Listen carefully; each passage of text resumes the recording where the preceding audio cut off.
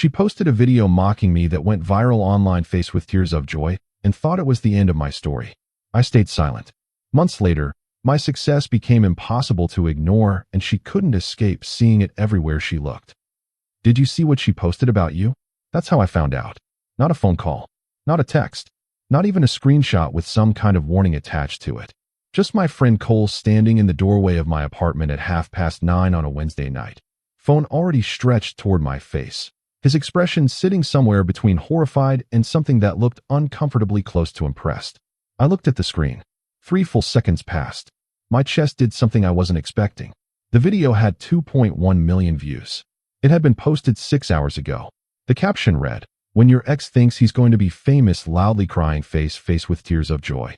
And there she was, Brooke, sitting in what looked like a coffee shop, camera propped on something just low enough to catch her face and the table in front of her, laughing between sentences, holding up a crumpled piece of paper. My vision board. The one I had made 18 months ago at midnight when I finally got honest enough with myself to write down what I actually wanted. The one I had kept pinned above my desk for the entire duration of our relationship. The one she had clearly searched through my belongings to find before she left. She was reading my goals out loud, one by one, like they were part of a comedy set. He literally wrote 6-figure business by 30. She paused for effect. Let the room breathe. He's 27 and he works from a folding table. The coffee shop erupted. Her friends' voices overlapping in the background. That particular pitch of group laughter that happens when a punchline lands exactly where it was aimed. The camera shook a little from her laughing too hard to hold it steady. Comments were stacking up in real time as Cole held the phone in front of my face. "This is so sad, Skull. Girl, run. Bro really thought he was built different, OMG. Delete this person from your life and your memory." He gave her what to work with, loudly crying face. I looked at the screen for maybe 10 full seconds. Then I handed Cole's phone back without a word. I turned around. I walked back to the desk. Cole stood in the doorway like he was waiting for something. An explosion, a statement, anything he could respond to. I sat down, opened the laptop. "You good?" he finally said. "Yeah," I said. That's it. That's it." He stood there one more second. Then he came inside and closed the door behind him and sat on the couch. I heard him there, quiet, not pushing. And I kept my eyes on the screen. What I didn't tell Cole, what I didn't tell anyone that night, was that 3 days before that video went live, I had signed the first real paying client my studio had ever landed. $4,200 for a full brand identity package. Sitting in my invoicing software. Deposit request sent. Contract countersigned. Brooke had walked out 7 days earlier. She had filmed that video, presumably, somewhere in those same 7 days. She had posted it without knowing. She had laughed at the vision board without knowing that the vision had already started moving. And I didn't realize it then, not fully, not yet. But that moment she went viral with my handwriting in her hands and strangers in a comment section telling her she'd made a smart decision. That was the last time she ever got to feel ahead of me. Here's what made it sting in a way that was hard to name precisely. It wasn't the views. It wasn't the comment section, and it wasn't the way people I hadn't spoken to in months sent screenshots the following morning with messages ranging from sympathetic to voyeuristic to just genuinely confused. It was the vision board itself. It was the specific fact that she had gone through my things. That she had stood in my apartment, the apartment where she had a key, the apartment where I had cooked her dinners and talked about the future, and once cried in front of her when a project collapsed and left me behind on rent. And she had looked at the thing I cared about most. And she had decided it was material. That vision board had my handwriting on it. Goals written by my actual hand at an hour when the apartment was quiet, and I finally stopped managing my expectations long enough to say what I really wanted. Numbers that scared me when I wrote them. A version of things I had shared with almost no one because the distance between where I was and where I wanted to be was wide enough that saying it out loud felt like tempting something. She knew that. She knew the board existed. She knew what it meant to me. And she held it up to a camera for strangers to laugh at. The part that frightened me wasn't the embarrassment of it. It was a question I couldn't stop turning over in the dark. Had she always seen me that way? Not just worried, not just cautious or skeptical, but actually convinced, at some deep level, that I was a punchline waiting for an audience? Had she sat across from me at dinners, nodded along to my plans, said the things a supportive person says, and privately thought, "This is ridiculous"? I didn't have an answer that night. I sat at the folding table she'd made famous and worked until 2 in the morning. I let the question exist in the background without answering it. But something was already happening, something I couldn't see the shape of yet.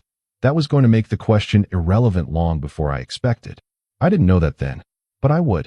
If you enjoy real stories like this, subscribe, because what happened next changed everything for me. We had been together 2.5 years. I was 27, she was 26, same city, separate apartments, shared orbit. She had a solid marketing role at a mid-sized company. I had a vision board and a folding table.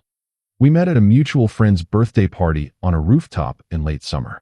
She was standing away from the main group near the edge of the roof, not talking to anyone, just looking at the city like she was reasoning through something. I walked over and said something that wasn't as clever as I thought it was about the skyline. She looked at me and laughed. Not the courtesy laugh, the actual one.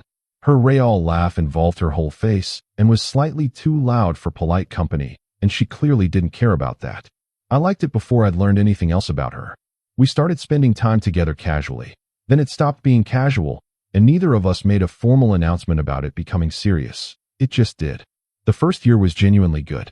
She was sharp and funny, and she had opinions about everything: restaurants, architecture, people, systems, ideas, and about 17 different opinions about the same piece of design work, depending on what angle she was looking at it from. I liked that she knew her own mind. I liked that there was no performance to her. The second year was when the fault lines started appearing. Not between us exactly. More beneath the surface, in the gap between where I was and where I was trying to get. I had left my agency job about 8 months into the relationship to start my own brand design studio. It was not a graceful transition. The first several months were lean in the way that makes you question everything about your judgment, including the judgment that made you think you were capable of questioning it. I was pitching constantly, following up on proposals that went cold, doing spec work when I was desperate enough, taking projects below my actual rate just to keep something flowing. Brooke watched this without saying much early on. Then small things started appearing in conversation. Nothing direct, nothing that could be pointed to and dissected. Just subtle shifts in tone and phrasing that changed the temperature of a sentence without ever crossing into an actual statement. Have you thought about going back to the agency, maybe just temporarily, just to stabilize things? I'm not saying stop. I'm just saying be realistic about the timeline. It's been almost a year now, and things haven't really picked up, have they? I told myself she was being practical. I told myself she was scared because she cared, and that fear was just the shape caring took when the future was unclear. I even told myself that she wasn't wrong to be scared, because there were nights when I looked at my own numbers and felt exactly what her voice was expressing, that low, cold, persistent fear that I was fooling myself. But there is a distinction, which I couldn't articulate at the time, between someone who is afraid alongside you and someone who is afraid of you. Someone afraid alongside you says, "I'm scared, but I believe in you. How can I help?" Someone afraid of you says, "I'm scared. When are you going to stop being something I have to worry about?" The difference reads as subtle when you write it down. It doesn't feel subtle when you're living inside it. I kept going quiet. I kept not saying anything. I went back to the desk. I worked. I remember a Sunday afternoon about 14 months before the video, sitting in her apartment while she scrolled through her phone. She turned the screen toward me without warning. It was a post from a guy she'd gone to college with. New apartment, new car, company announcement, the entire package, neatly arranged. He started from literally nothing. "You know," she said. "Good for him," I said. She looked at me for a moment with an expression I registered but couldn't fully decode in real time. "I just think some people have it, and some people keep waiting to have it." I looked at her. I looked back at the book I was reading. I didn't say a word, but I filed that moment away, not as a wound, as data, because I hadn't missed what she meant. And I was noticing that those moments were arriving more frequently, spaced more closely together, like a pattern building towards something I hadn't decided how to name yet. Cole saw it before I fully did. He pulled me aside after a group dinner one evening, just stepped slightly to the side as the group was dispersing, and said quietly, without drama, "Does she actually believe in what you're building?" "She worries," I said. "That's not the same as not believing." He nodded slowly, like someone who decided not to push it. But the question sat with me on the drive home, because I deflected it instead of answering it. And I realized, sitting at a red light, that I had stopped talking about my work around Brooke. Not as a decision. I just stopped. I used to come back from a strong pitch or a breakthrough on a project buzzing with something I needed to say out loud, and I'd tell her, and she'd make the sounds of engagement and then move the conversation somewhere else. After enough times, I stopped telling her. Not hiding anything. Just not transmitting on a channel that didn't receive clearly. You don't name that when it's happening. You just go quieter and you don't track the exact moment it started. There was a night. This is something I've thought about a lot. About 7 months before the breakup, when I was deep into a brand concept I was genuinely excited about. One of those nights where the work just flows and you look up and 3 hours have passed and you're not tired. I was at the folding table at 11:30 at night, surrounded by sketches and reference images and 3 browser tabs open to design archives I loved. Brooke had texted at 10 asking if I was coming over. I'd said I was in a groove and would see her the next day. She'd replied with a thumbs up emoji. Just that. And I remember sitting there looking at the screen after I sent the message and feeling something I couldn't name. Like I'd been relieved and sad at the exact same time and couldn't figure out which one was more honest. That's when I knew something was wrong. Not with her specifically. Not even with me specifically. With the fit. The fit between who she needed me to be and who I actually was. The two things were not the same. And I had been spending enormous energy pretending the gap was smaller than it was. The conversation that ended things wasn't a single blow. It was a Tuesday evening. I'd had a call that afternoon with a potential client, an apparel brand looking for a complete rebrand. Real scope, real budget, the kind of brief I'd been pointing my pitches toward for over a year. I was nervous in the specific way that only happens when something actually matters. I mentioned it at dinner. Had a big call today. Brand that's looking at a full rebrand. She looked up from her plate. How serious? Serious enough. Biggest brief I've been in contention for. In contention, she repeated. Not a question. Just the phrase. My phone buzzed through the night with people I hadn't spoken to in months or years sending screenshots, questions, check-ins. Some were genuinely sympathetic. Some were clearly just there for the spectacle. One person I vaguely recognized from an old design forum sent a message that said only, "Dude, is this actually you?" It was. The folding table detail, the vision board, the specific phrasing. Anyone who knew me even slightly would recognize the outline of it. I didn't respond to any of it. I turned off notifications. I opened the Harlow brief on my laptop and I started reading. But I'd be lying if I said the video didn't take up space in my head for the days that followed. It did. Specifically the sound of the laughter in the background. Her friends. People I had been in rooms with. People I had shared meals with at tables where I sat across from Brooke and thought everything was reasonably intact. They had watched her hold up my handwriting and laughed. I let myself feel the full shape of that for a few evenings. I let it exist without managing it. And then I made a decision. Not a dramatic one. Not a revenge strategy. Nothing I announced to anyone. Just a quiet, internal, completely settled shift in what I was doing with the feeling. I was going to build the thing I said I was going to build. Not to prove her wrong. Not for the moment I'd finally get to say anything at all. Just because it was mine. Just because it was right. Because I was not going to let a comment section full of strangers have the final word on what I was capable of. And I was not going to let the sound of other people's laughter be the last thing my goals heard. The Harlow Apparel project ran 11 weeks. 11 weeks of the most clean, focused, uninterrupted work I had produced in years. No evenings where I felt my enthusiasm get quietly received and quietly shelved. No weekend afternoons charged with unspoken skepticism about whether this was all going anywhere. No voice anywhere near me asking when something was actually going to happen. Just me, the work, the desk, the brief, and a deadline I was committed to crushing. The work showed it. Their creative director sent an email the morning after final delivery. She wrote, "This exceeded what we were hoping for. The direction you took the brand identity, it's exactly right. We want to talk about a longer arrangement. A retainer, recurring income, actual, predictable, monthly stability." Exactly the thing Brooke had said she couldn't see coming. I let myself sit with that sentence for 1 minute exactly. Then I replied professionally, set up a call for the following week, and kept moving. Because momentum doesn't wait for you to celebrate it. If you stop to mark every step, you lose the stride. The retainer arrangement started in month 3 after the breakup. Month 4, a mid-size branding agency reached out asking if my studio could absorb overflow subcontract work during their highest volume season. I said yes immediately. Month 5, I brought on a contractor named Owen. He was faster with typography than anyone I'd worked alongside, had a design instinct that was native rather than learned, and had a dry, unhurried sense of humor that kept late nights from turning into the kind of late nights you dread. He's still with the studio now. He will be for a long time. Month 6, I moved out of the apartment. The work moved out of the apartment. I rented a small shared office space. Nothing palatial, just a real room with a real desk and a door that closed and a window that faced actual daylight. The morning I moved in, I set up the monitors, pushed the chair back, and looked around the space. And I thought, quietly, to no one, just to myself in an empty room. This is not almost anymore. Something is actually happening.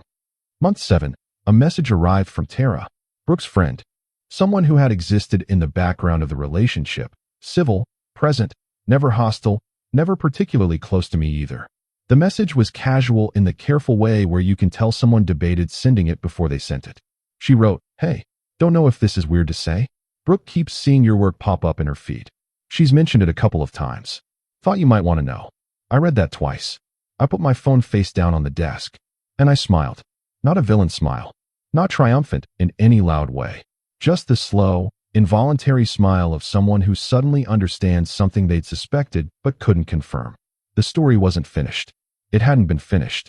It was only now becoming the version worth telling. I didn't reply immediately. I opened my project management software, checked the timeline on a current deliverable, made a note about a revision I wanted to push through. Then I typed back, "Thanks for telling me. I hope she's doing well." And I meant that. Even then, I meant it. Here's what building something real in public actually looks like when it's working. Not viral moments. Not a single explosion that changes everything overnight. Just accumulation. Every project you deliver gets referenced somewhere by someone. Every happy client mentions your name in a meeting that you're not in. Every piece of work you put out into the world becomes a data point attached to your name, circulating in spaces you can't see. You don't notice it happening. You're too inside the work, too close to the daily grind of it, too aware of the gap between where you are and where you're going. But from the outside, it starts to look like something. It starts to look like a name that keeps showing up. I hadn't gone viral. I hadn't made any announcements. I hadn't done anything visible or dramatic. I had just kept my head pointed in one direction, kept the quality up and the excuses down, shipped the work and then shipped more work after that. And quietly, not quickly, not loudly, just steadily, my studio started to mean something in the rooms that mattered to me. A design blog featured the Harlow rebrand in a brand identity work worth studying roundup. A trade newsletter picked it up the following week. Then a mid-sized tech startup based in Seattle found that newsletter mention, spent 20 minutes going through my portfolio, and sent an inquiry that was 4 times the scope of anything I'd fielded before. The meeting was strong. The pitch was better than the meeting. 2 days after the pitch, the contract arrived. I called Cole. "You remember the video?" I said. "Obviously," he said. "Pull up Brooke's profile." "Why?" "Just do it." I heard him navigating his phone. A pause. "Okay, I'm on it." "Look at her tagged activity. Recent likes." Another pause. Longer this time. Then Cole said slowly, like he was reading something he needed to read twice to believe, "She shared a post." He stopped. "She liked a post featuring your design work." He paused again. "She liked it." "She doesn't know it's mine," I said. The blog published it without attaching my face or my full studio name prominently. Just the project. She would have seen the work without knowing where it came from. "She liked the work," Cole said quietly, "without knowing it was yours." "Yeah." Silence. Then, I don't even have a word for what that is." "I don't either," I said. "But I know what it means."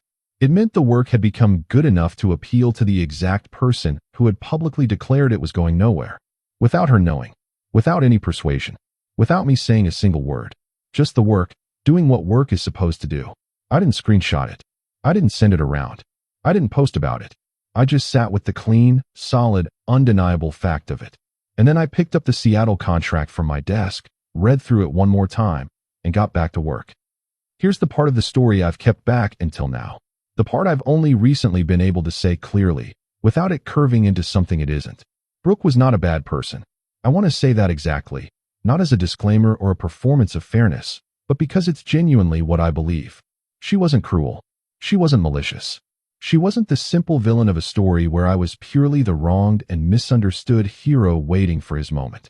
She had a complicated, specific, deeply personal relationship with uncertainty. Her father had started 2 businesses during her childhood. Both of them had failed. Not softly, not with clean endings and recoverable losses.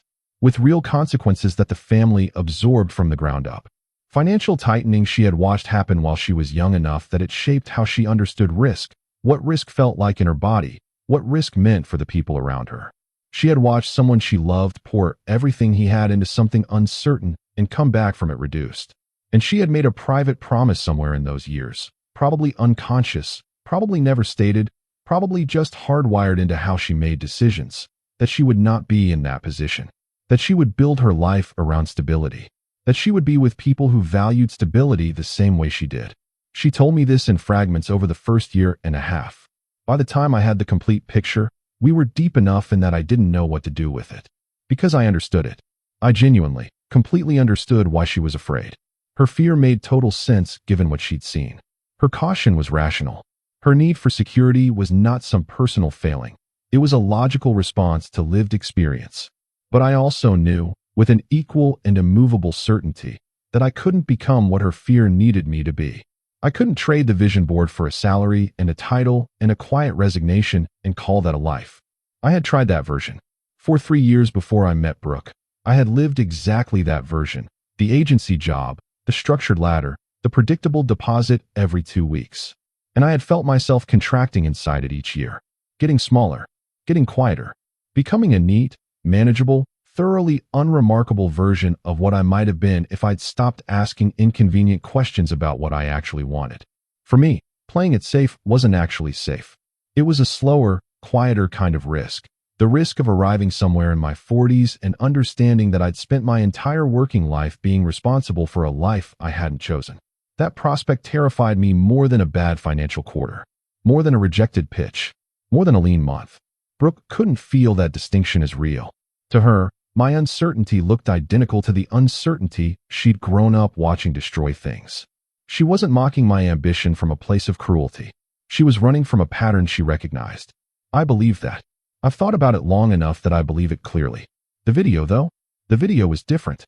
The video was not self-protection. Maybe it was pain looking for an exit. Maybe it was an attempt to take back some sense of being right, to reclaim the position of the person who made the correct call. Maybe it was just a raw, bad decision made in the first week after a 2.5-year relationship ended, filmed in a moment of emotional pressure release, posted without fully thinking about what viral actually means when it happens to someone you know. Maybe it went further than she expected or intended. I genuinely don't know, and I've stopped trying to. What I know is this. By the time that video hit 4 million views, I was 6 weeks into the most significant project of my career. The chapter she thought she was ending with a camera and a crumpled piece of paper. I was still writing the first act. Month 9. Qley sent a screenshot at 11:43 p.m. with no message attached. Just the image. A tweet. Someone had placed Brooke's original video side by side with a screenshot of the design blog feature, the Harlow Roundup. Before and after. The tweet read, "Quick update on this guy she called a loser with a folding table eyes." 180,000 likes. Comments compounding underneath it. This is the sequel we deserved. The folding table was just the origin story skull. She fumbled bro for real. Win quietly. They'll notice eventually. The internet had connected the dots without me saying a single word. Without me posting anything. Without me responding to anyone who'd reached out. I had stayed completely silent for 9 months. I had just kept working.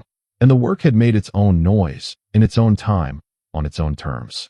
I put the phone down and looked around the office. Real desk. 2 monitors running. Owen at his station through the glass partition, headphones on, working on something I'd seen him restart twice because he wasn't satisfied with it yet. Stack of signed contracts in the corner tray.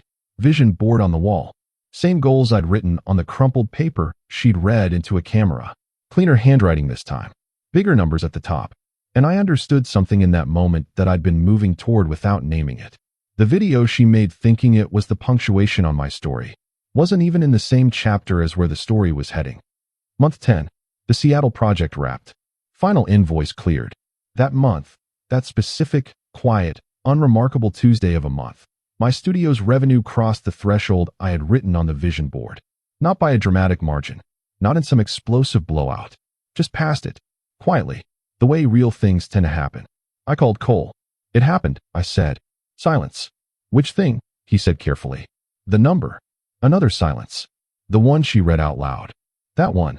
Neither of us said anything for a moment. Then Qley said, very quietly, "Good." Just that single word. No fanfare. No speech. No elaboration. Just good. And that was exactly right. That was exactly the word and exactly the amount of words needed. I took myself to dinner that evening at a restaurant I had been meaning to try for 2 years, but always found a reason to defer. Sat alone, ordered something I would have once justified internally before ordering, and I sat with it. Not triumph, not vindication, not the sharp satisfaction of having beaten someone at something. Just the quiet, solid, immovable fact. I had written a number on a piece of paper that scared me. Someone had ripped that paper off my wall and held it up to a camera and laughed at it on the internet.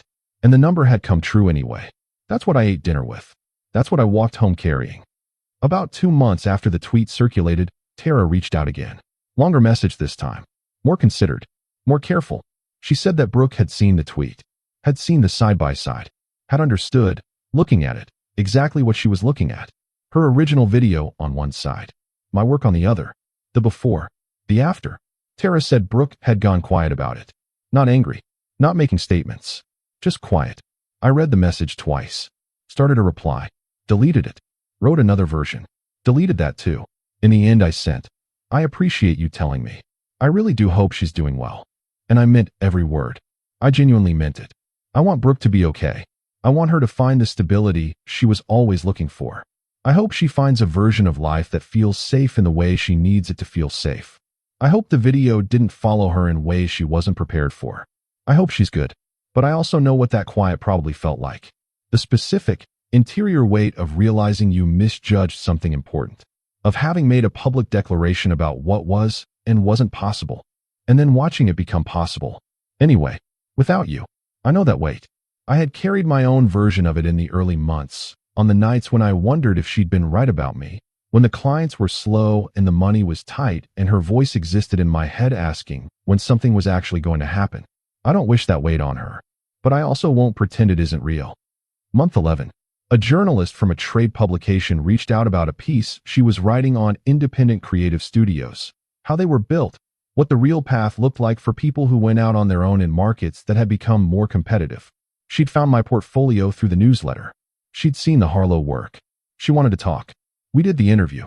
It published 3 weeks later. Professional, thorough, honest. No mention of Brooke. No mention of the video. The journalist had found me through the work, and that's all she knew. The piece stood entirely on its own, just the story of someone who started from not much and kept going regardless. But the internet found the connection. Someone in a design industry forum linked the interview and, in the same comment thread, linked the original video. The thread title, "This profile just became a lot more interesting with context." It circulated, not explosively, steadily, over several days. The kind of sharing that doesn't spike and crash. It just builds slowly and quietly and doesn't stop. Comments collecting from people who had been watching some version of this from a distance without knowing they were watching anything. Sometimes the people who doubt you hardest are the ones who push you forward without meaning to. This is what winning quietly looks like. No announcement. Just evidence. The folding table era was just the origin story. Loudly crying face bro actually did it. I didn't respond to any of it. Not one comment. Not one reply. Not one post acknowledging any part of the public narrative that had formed without me. Because the moment you engage, you make it about the drama. And it was never about the drama. It was about the work. It had always been about the work. From the very first night, I sat back down at the folding table after she left. From the first hour, I opened the Harlow brief. From every late night and early morning where I kept the laptop open when the easier thing would have been to close it and feel sorry for myself. It was always about the work. It's been just over a year since the video. The studio has 3 full-time people now. Owen, who I think is one of the clearest design thinkers I've worked alongside and who makes the studio better by being in it. 2 others who each brought something in that I didn't have and didn't try to fake. The retainer client has expanded their arrangement twice. We're in active conversations with 2 potential clients that, 14 months ago, would have been completely outside my range. The folding table is still in my apartment. I use it as a side table next to the couch. I kept it on purpose, not as a trophy, not to prove something to anyone who walks through the door, just as a quiet, private, personal reminder that where you start does not define where you end up. That what looks like nothing from the outside is sometimes everything on the inside. That sometimes the most important capability you have is the ability to keep going in a room with no audience. I don't follow Brooke anywhere online. I haven't reached out. I don't have plans to. Not from anger. Not from resentment. I'm genuinely not angry. Whatever anger might have formed burned itself out somewhere around month 3 when I was too busy and too focused to tend to it. The chapter closed on its own. Not dramatically, not coldly, just completely. The door shut and I walked forward. I've been seeing someone new for about 4 months now. Her name is Claire. She works in architecture, has opinions about typography that are more specific than most designers I know, and zero embarrassment about that, and showed up to our third date having actually spent time going through my portfolio. She had a question about a creative decision I'd made in one of my earlier projects. It was so precise and considered that I had to put my menu down and actually think before I could give her a real answer. She asked about my work the way you ask about something you're genuinely curious about, not evaluating it, not managing risk around it, not listening to file away later as evidence of something. Just interested. I didn't understand until Claire what it had cost me to spend 2.5 years slowly adjusting myself around someone who didn't have room for what I actually was. I'm not placing the blame for that entirely on Brooke. I went quieter and smaller around her, and I told myself it was just the relationship finding its shape. But I won't let that happen again. I know now what it feels like to be known correctly, and I'm not going back to the other kind. Cole texted me on the 1-year anniversary. No message, just the screenshot of the original video. I looked at it for a moment.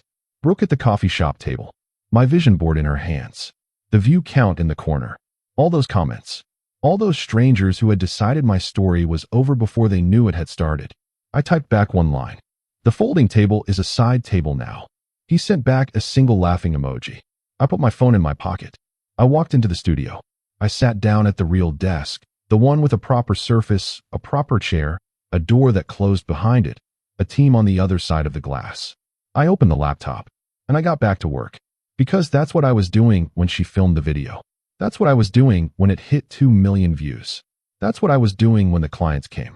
That's what I was doing when the number I'd written on a piece of paper stopped being a dream and started being a bank statement. I was working. The story she thought she was ending with a laugh and a crumpled piece of paper? She hadn't even reached the first page.